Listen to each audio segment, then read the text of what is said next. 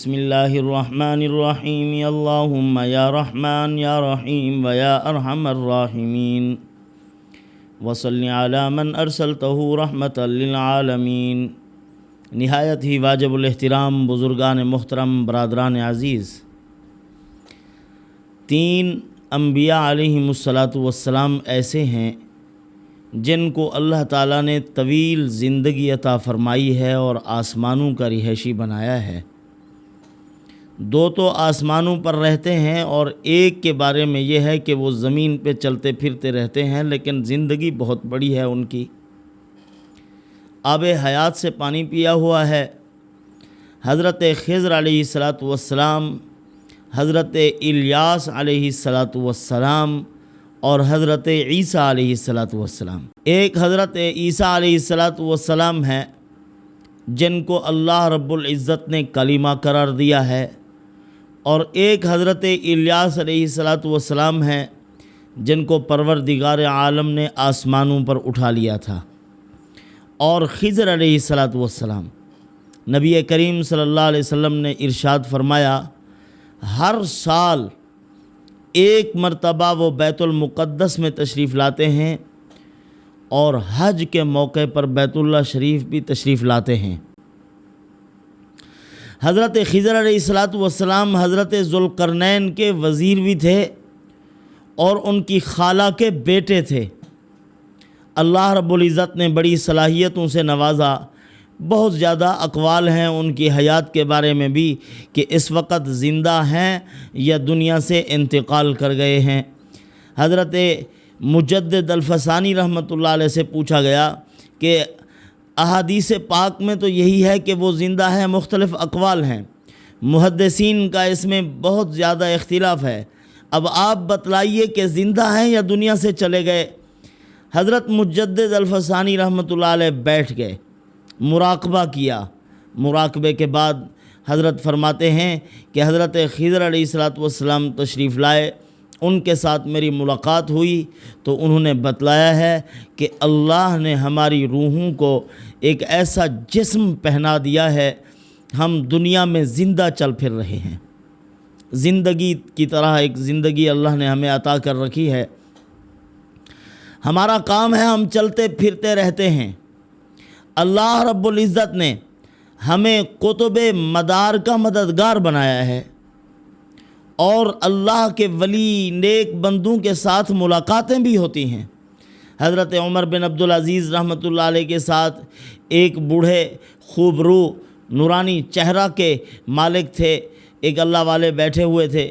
کچھ دیر ان سے باتیں ہوئی، ہم کلامی ہوتی رہی، اور پھر حضرت عمر بن عبدالعزیز رحمۃ اللہ علیہ اٹھ کر اپنے مسکن کی طرف آئے اور وہ بوڑھے آدمی بھی چلے گئے۔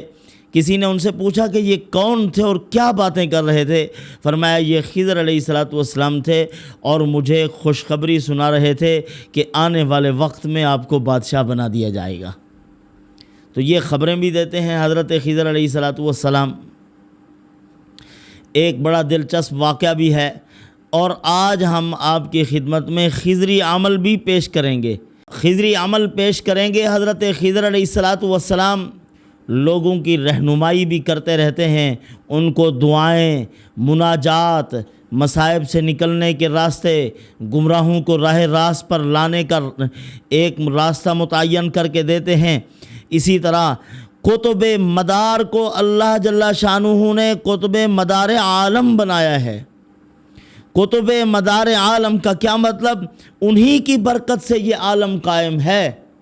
ایک روایت میں نے پڑھا ہے حضرت خضر علیہ السلام اور الیاس علیہ السلام قرآن مقدس کی تلاوت میں مصروف ہیں، جب تک قرآن کی تلاوت کرتے رہیں گے یہ کائنات باقی رہے گی، اور یہ نظام عالم انہی کی برکت سے قائم ہے۔ جب ان کے انتقال کا وقت آئے گا کائنات بھی ختم ہو جائے گی، قیامت قائم ہو جائے گی۔ تو لوگوں کی مدد کرتے ہیں دعاؤں کے ذریعے سے، روحانی اعمال کے ذریعے سے، لوگوں کو اللہ کے نیک بندوں تک پہنچانے کے ذریعے سے ان کی مدد کرتے رہتے ہیں۔ حضرت خضر علیہ السلام کو خضر کیوں کہا جاتا ہے؟ خضر کا معنی ہے سبزہ۔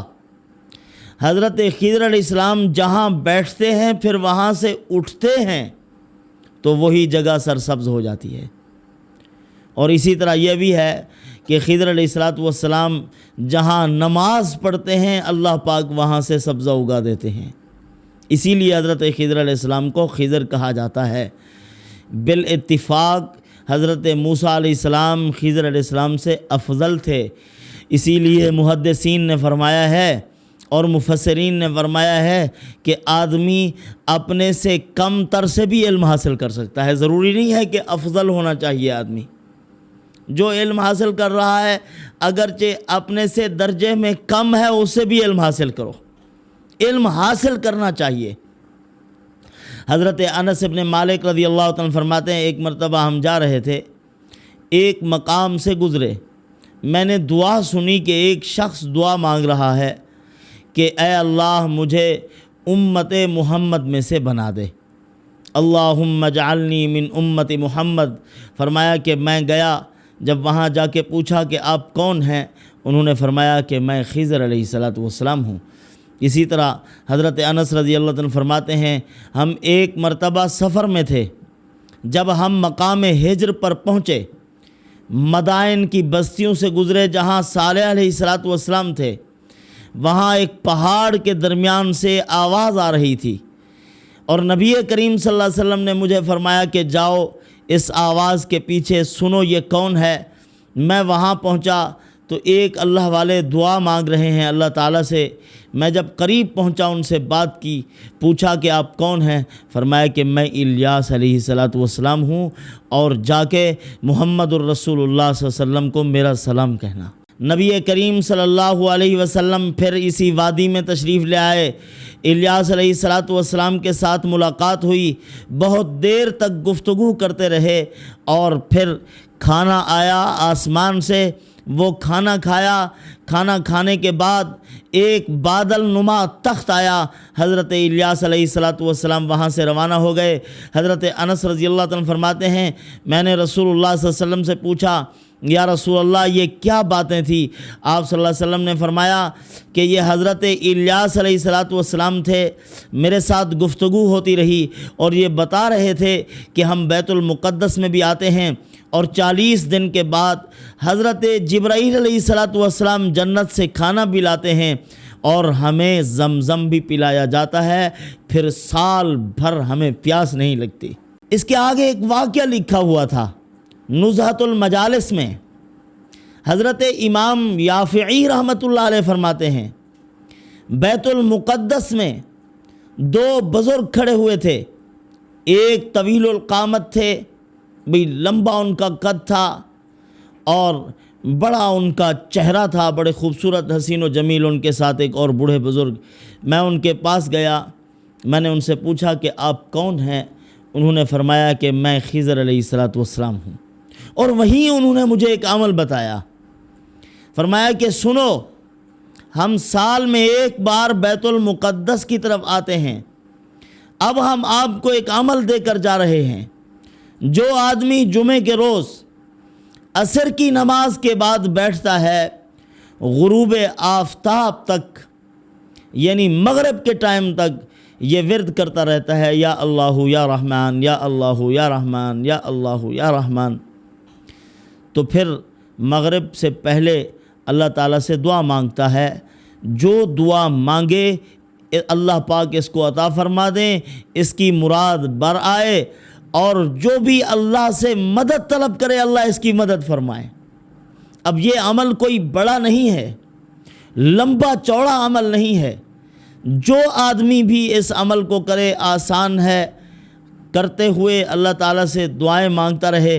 جمعے کے روز نماز عصر کے بعد مغرب تک اماں عائشہ صدیقہ رضی اللہ تعالیٰ عنہا نے فرمایا جو ساعت اجابت ہوتی ہے، قبولیت کی گھڑی جو رسول اللہ صلی اللہ علیہ وسلم نے فرمایا جمعے کے روز ہوتی ہے، وہ یہی گھڑی ہے، یعنی عصر کی نماز سے مغرب تک کا ٹائم، یہ مقبولیت کا وقت بھی ہے اور خضری عمل کا وقت بھی ہے۔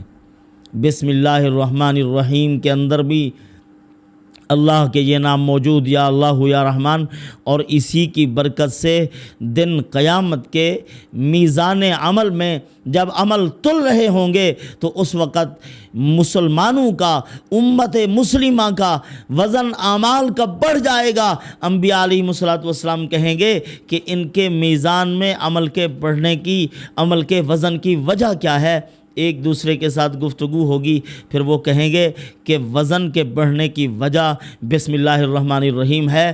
اگر پوری امتوں کے اعمال، تمام نبیوں کی امتوں کے اعمال ایک ترازو میں رکھ دیے جائیں، امت مسلمہ کی بسم اللہ الرحمن الرحیم ایک ترازو میں ہو، ان کا وزن بڑھ جائے گا۔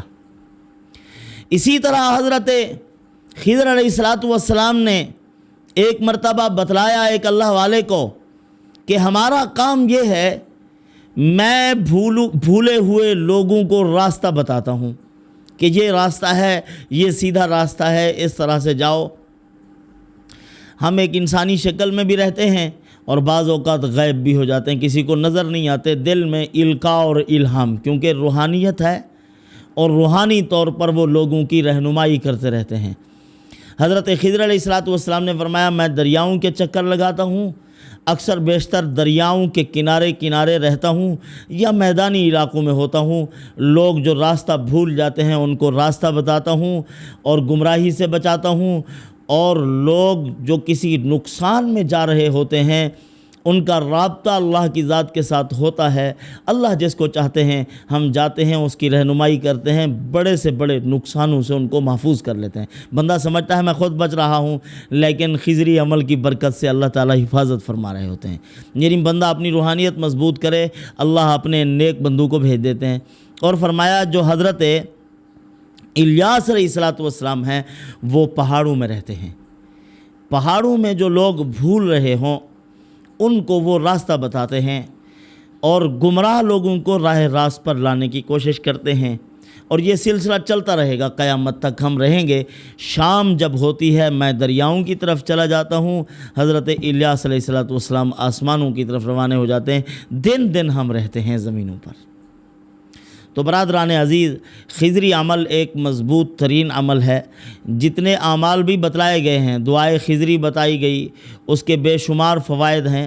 فرمایا کہ حرق سے، غرق سے اور نقصان سے بندہ محفوظ ہو جائے، آگ کے جلنے سے بھی بچے، دریاؤں میں غرق ہونے سے بھی محفوظ ہو جائے، کشتی پہ بیٹھتے ہوئے پڑھ لے، گاڑی پر سوار ہو رہا ہے پڑھے، اللہ پاک حادثات سے بچا لیں گے۔